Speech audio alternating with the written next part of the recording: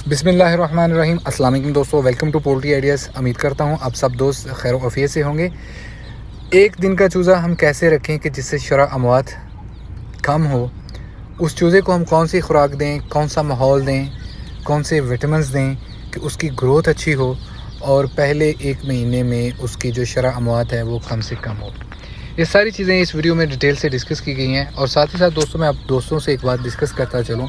हमारे पास एक दिन का चूज़ा और एक महीने का फुली वैक्सीनेटेड चूज़ा फॉर सेल है। ठीक है, जिस दोस्त को भी चाहिए वो हमारे दिए गए नंबर्स पे रब्ता कर सकता है। तो शुरू करते हैं आज की वीडियो। नए आने वाले दोस्तों से रिक्वेस्ट है, चैनल को याद से सब्सक्राइब कर लें। अच्छा दोस्तों, इस वीडियो को एंड तक मुकम्मल ज़रूर देखिएगा, क्योंकि इस वीडियो में एक एक चीज़ बहुत ही बारीकी से डिस्कस की गई है और एक एक पॉइंट जो है वो बहुत ही कीमती है। माइट भी पॉसिबल आप इस वीडियो को फॉरवर्ड करें और वही जो पॉइंट है जो काम का है वो आप मिस कर दें। एक दिन का चूज़ा जो है उसकी डेथ रेशो नॉर्मल चूज़ों की निस्बत क्यों ज़्यादा होती है, यानी कि एक महीने का चूज़ा हो गया उसकी डेथ रेशो इतनी नहीं होगी जितनी एक दिन के चूज़े की होगी। तो उसकी पहली जो मेन वजह है वो यही है कि वो चूज़ा पैदाइशी तौर पर कमज़ोर होता है। वो चूज़ा जो है वो बी ग्रेड अंडे से निकला होता है, यानी कि जो रिक्वायर्ड वज़न होता है अंडे का, हम जो हैच करते हैं वो उतना वज़न नहीं होता, यानी कि less than 35 grams, less than 40 grams का जो एग्स होगा उसमें पॉसिबिलिटीज़ है कि बच्चा तो निकल आता है। ठीक है, लेकिन वो बच्चा जो है वो जब निकल आएगा बाहर तब उसकी डेथ हो जाएगी, नहीं तो 2-3 दिन के अंदर डेथ हो जाएगी। अगर वो बच भी गया तो वो दूसरे बर्ड से कमज़ोर ही रहेगा। ये एक मेन वजह है कि जो चूज़ों की पहले दिन डेथ हो जाती है या स्टार्ट में पहले 2-3 दिन में जो डेथ होती है वो बी ग्रेड चूज़ा होने की वजह से होती है, वो पैदाइशी तौर पर कमज़ोर होने की वजह से होती है। हैचरी वालों से या फिर जिस भी बंदे से आप चूज़ा लेते हैं उससे इस बात को इंश्योर करवाएं कि यार एटलीस्ट हमको जो है वो ए ग्रेड चूज़ा दें। अगर ए ग्रेड नहीं दे सकते तो कम से कम उस अंडे का चूज़ा दें जो प्लस 40 ग्राम्स का हो।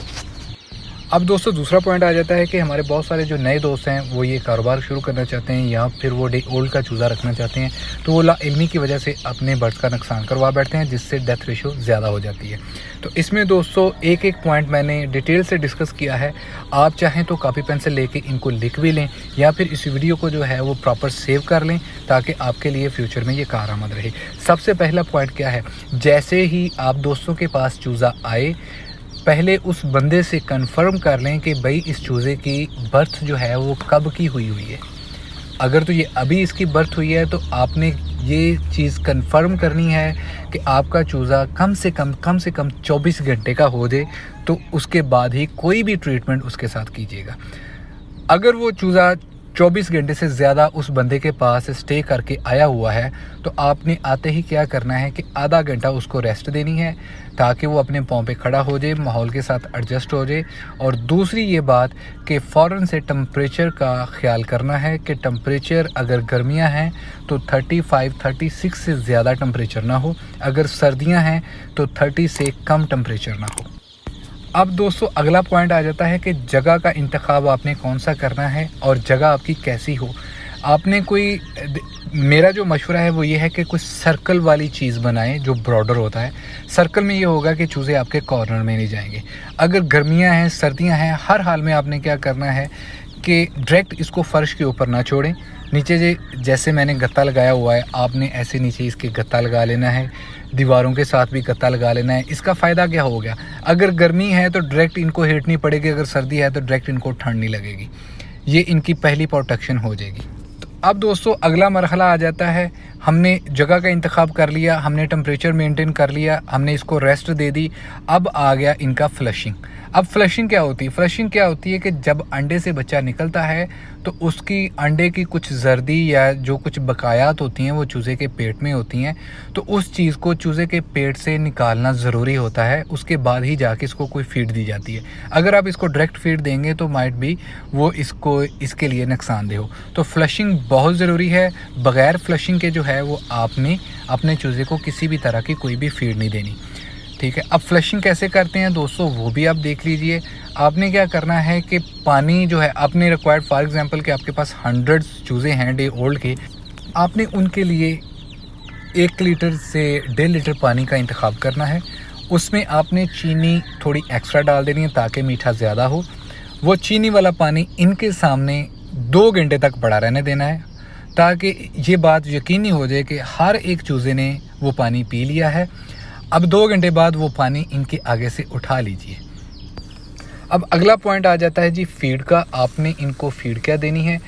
फॉर एग्ज़ाम्पल हमारे पास 100 चिक्स है, तो 100 चिक्स के लिए आपने पहली जो खुराक तैयार करनी है वो आधा किलो यानी 500 ग्राम आपने जो खुराक है वो तैयार करनी है। ये कौन सी खुराक है? ये नॉर्मल स्टार्टर फीड है। आपको ये बाज़ार से बआसानी मिल जाएगी और मेरी रिकमेंडेशन है पहले महीने में आपने लाजमी इसको फीड के ऊपर ही रखना है ताकि इसकी ग्रोथ अच्छी से अच्छी हो। ये आपको बाज़ार से आप जाकर उनको बोलिए हमें स्टार्टर फीड चाहिए, वो मैश होती है, वो आपको मिल जाएगी। ये आपने लेनी है जी आधा किलो यानी 500 ग्राम। अब इसके अंदर आपने क्या करना है कि आप किसी भी मेडिकल स्टोर से, जो एनिमल्स मेडिकल स्टोर है वहाँ पे जाइए, उसको जाके बोलिए कि भाई मुझे अपने चूज़ों के लिए सप्लीमेंट्री विटामिन्स चाहिए। ठीक है, कोई भी अच्छा विटामिन्स जो है वो आपको बआसानी बाज़ार से 100 ग्राम जो है वो तकरीबन 500 से 600 रुपये का मिल जाएगा। आपने क्या करना है कि आधा किलो इस खुराक में 2 ग्राम जो है वो विटामिन्स डाल लेना है और अपने चूज़ों के आगे डालनी है। ये इसकी पहली खुराक है। इस बात को यकीनी बनाएं कि ये खुराक जो है ये फ्लशिंग के कम से कम 1 से 1.5 घंटे बाद इनको आपने खुराक देनी है। अब दोस्तों अगला पॉइंट आ जाता है हमारा पानी के ऊपर कि इनको अब पानी हमने कौन सा देना है। तो दोस्तों अगर गर्मियाँ चल रही हैं तो कोशिश करें कि आप इसको 2 तरह का पानी दें। दोपहर में इसको नमकोल वाला पानी दें और रात को इसको आपने क्या करना है कि पानी के अंदर जो नॉर्मल बेबी ब्रूफन सिरप होता है उसके आपने क्या करना है कि आधे लीटर में तकरीबन आधा ढक्कन जो है वो डाल के दे देना है। यानी कि आधा लीटर जो कैन होगा उसमें आधा ढक्कन डाल के वो मिक्स करके इनके आगे रख दें। ठीक है, तो ये प्रोसेस जो है ब्रूफन वाले सिरप का जो पानी का है ये आपने कंटिन्यूसली 3 दिन डेली रात को दोहराना है ताकि अगर खुदा न खासा कोई चूज़ा कमज़ोर है या कोई बीमार है या फिर वो डीएक्टिव हो रहा है तो वो एक्टिव रहे और उसका जो क्रूशियल पीरियड है फर्स्ट वीक का वो गुजर जाए। दोस्तों इन सारे पॉइंट्स के बावजूद भी अगर कोई भी ऐसी चीज़ रह गई है जिस कोई आपको समझ नहीं आई, मेरा ऊपर नंबर चल रहा है, आपने उस पर कॉल करनी है। आपने चाहे मुझसे चूज़े लेने हैं या नहीं लेने, या लिए हैं या नहीं लिए, आप मुझसे बिला झिझक रब्ता करें।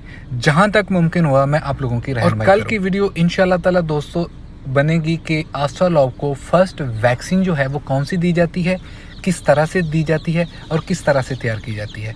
आज के लिए इतना ही दोस्तों। अपना और अपने प्यारों का बहुत सारा ख्याल रखिएगा। अल्लाह पाक आपका हामी नासिर। अल्लाह हाफिज़।